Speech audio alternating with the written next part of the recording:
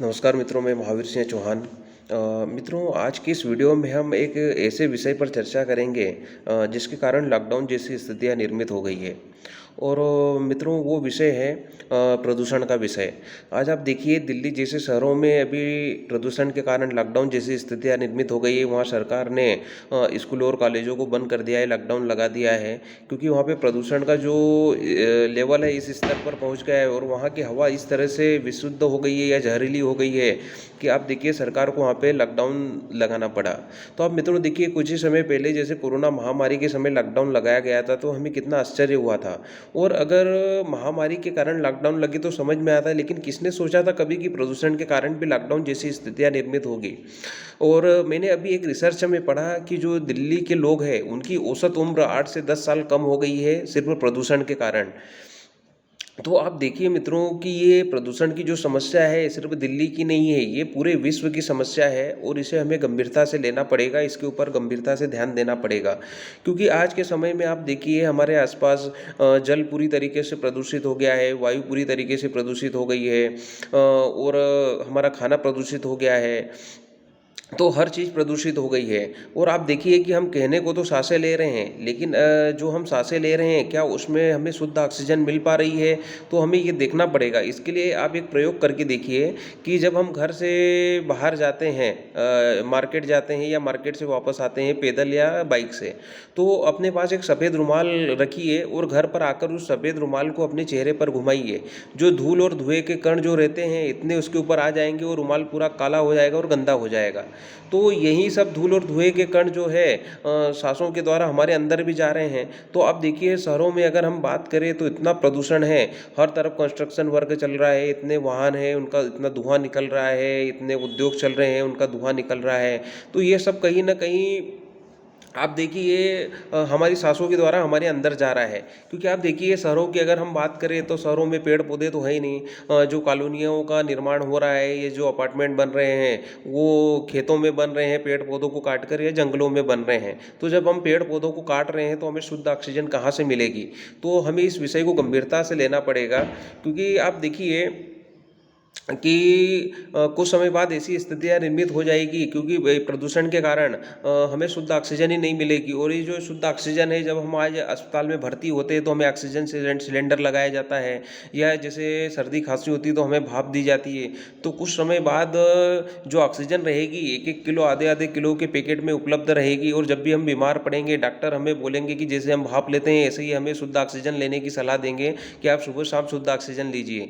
या अगर आपको शुद्ध ऑक्सीजन चाहिए तो जैसे हम व्यायाम करते हैं रोज़ सुबह से 1 घंटा, तो डॉक्टर ये सलाह देंगे कि आपके शरीर में शुद्ध ऑक्सीजन की कमी है, तो आप एक काम कीजिए, कहीं गाँव में जाइए और पेड़ों के नीचे बैठिए सुबह 1 घंटा, शाम को 1 घंटा और शुद्ध ऑक्सीजन लीजिए। तो आप देखिए भविष्य में इस तरीके की स्थितियाँ निर्मित होगी। क्योंकि जिस तरीके से प्रदूषण बढ़ रहा है हमें शुद्ध ऑक्सीजन मिलेगी नहीं, और शुद्ध ऑक्सीजन के लिए हमें पेड़ पौधों की शरण में जाना ही पड़ेगा।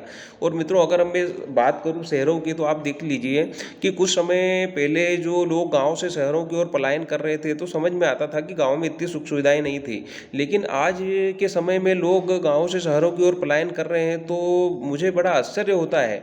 और मुझे तो ये एकदम मूर्खता वाला कदम लगता है कि आज आप देखिए कि गाँव में ही अगर सारी शुद्धता बची हुई है तो गाँव में ही है। आप देखिए शहरों में तो हर चीज़ विशुद्ध हो गई है और प्रदूषित हो गई है। और अभी अगर हम बात करें तो जैसे बोलते हैं ना कि असली भारत गाँव में बसता है, तो आज भी सारी चीज़ें जो शुद्ध है, शुद्धता बची हुई है गांव के अंदर ही बची हुई है। तो आज के समय में गांव से शहरों की ओर जाना, और गांव में आजकल सारी सुख सुविधाएं मिल रही है, उसके बाद लोग शहरों की ओर जा रहे हैं और 15-15 20-20 लाख के प्लाट खरीद रहे हैं, उनके ऊपर मकान बना रहे हैं 15-15 20-20 साल की लोन लेकर। तो इनको वो आने वाले समय में न शुद्ध पानी मिलेगा न ऑक्सीजन, इनको वापस गाँव की ओर पलायन करना ही पड़ेगा। तो मित्रों, मैं तो एक ही सलाह दूंगा कि ये जो लोग आज शहरों की ओर भाग रहे हैं और 15-15 20-20 लाख के प्लाट लेकर मकान बना रहे हैं, तो इतने में आप गांव में ही बढ़िया मकान बनाइए, बढ़िया पेड़ पौधे लगाइए और बढ़िया जीवन व्यतीत कीजिए। क्योंकि इससे बढ़िया जीवन नहीं है, जो गांव में जो जीवन है उससे बढ़िया जीवन नहीं है कहीं भी। तो मित्रों, हमें वापस गांव की ओर जाना ही पड़ेगा और प्रकृति की ओर जाना पड़ेगा। क्योंकि आप देखिए कि शहरों में जो लोग मकान बनाते हैं, एक एवरेज आदमी 20x40 20x50 का मकान बनाता है। उसके आइट साइड में मकान होते हैं, पीछे मकान होते हैं, सामने मकान होते हैं। तो उसको प्राकृतिक रूप से न धूप मिल पाती है न हवा मिल पाती है। और मित्रों, जैसे हम लोग इंजीनियर हैं तो हमें कई लोगों के फ़ोन आते हैं, तो हम उन्हें सलाह भी देते हैं, हालांकि लोग नहीं मानते वो अलग बात है। तो हम उनको बोलते हैं कि आप मकान छोटा बना लो, कमरे छोटे कर लो, एक आध कमरा कम बना लो, लेकिन मकान में कोशिश ये करो कि जितना वेंटिलेशन सिस्टम हो उतना अच्छा रहेगा। मकान में पूर्ण रूप से हवा आनी चाहिए, मकान में पूर्ण रूप से धूप आनी चाहिए। नहीं तो जो मकान आज के समय में आप बन रहे हैं, आप देखिए उसमें घुटन महसूस होती है, और पता नहीं लोग उन मकानों में कैसे रह लेते हैं, बिना वेंटिलेशन के मकान बना रहे हैं। तो आप मकान जब भी बनाएं ये गलती कभी ना करें, उनमें पूर्ण रूप से वेंटिलेशन दें, क्योंकि आप देखिए कोविड के समय में हमने देखा जिन लोगों को होम क्वारंटाइन किया गया था, उन लोगों को न प्रॉपर हवा मिल रही थी प्राकृतिक रूप से, न धूप मिल रही थी, वो लोग ऐसे ही घुट घुट के मर गए।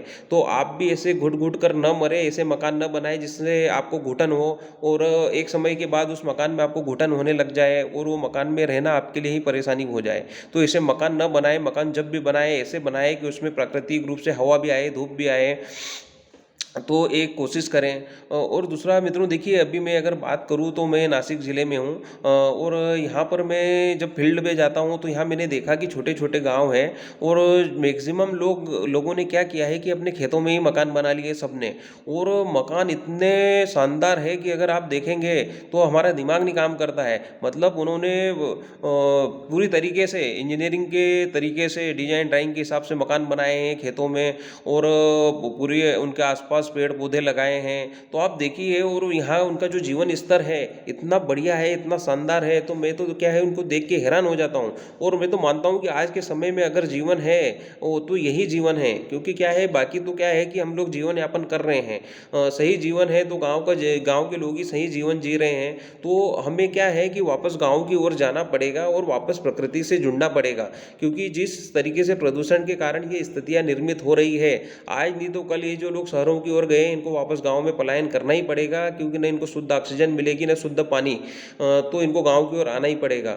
और मित्रों, हमें कहीं ना कहीं पर्यावरण से, हमें कहीं ना कहीं प्रकृति से जुड़ना ही पड़ेगा, और हर आदमी को अपनी नैतिक जवाबदारी जिम्मेदारी लेनी पड़ेगी। जैसे हम बच्चा पैदा करते हैं, उसकी परवरिश करते हैं, उसे बड़ा करते हैं, वैसे ही हमें पेड़ पौधे लगाना पड़ेगा। और पेड़ पौधों को सिर्फ लगाने से बात नहीं बनेगी, हमें उन्हें उनकी पूरी जब तक वो बड़े नहीं होते पूरी उनकी एक परवरिश करनी पड़ेगी, एक व्यक्तिगत हम सबको जवाबदारी जिम्मेदारी लेनी पड़ेगी। और हर व्यक्ति को मैं तो बोलता हूँ कि घर परिवार में जितने सदस्य हैं, अगर वो उतने ही पेड़ लगा ले तो एक बहुत बड़ा काम होगा।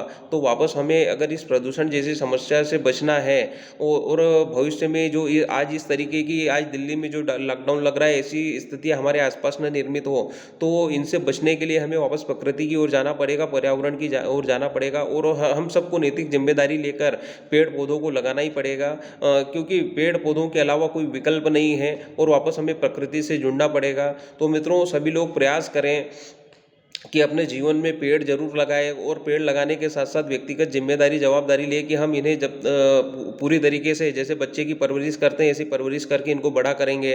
तो मित्रों, कहीं ना कहीं हमें प्रकृति से जुड़ना ही पड़ेगा अगर प्रदूषण जैसी समस्याओं से बचना है तो। तो मित्रों, एक प्रयास जरूर करें, नहीं तो ये प्रदूषण की जो समस्या है व्यापक रूप ले लेगी, और हमें न शुद्ध ऑक्सीजन मिलेगी, और अगर शुद्ध ऑक्सीजन नहीं मिलेगी तो आप बताइए हम कितने समय तक जीवित रहेंगे।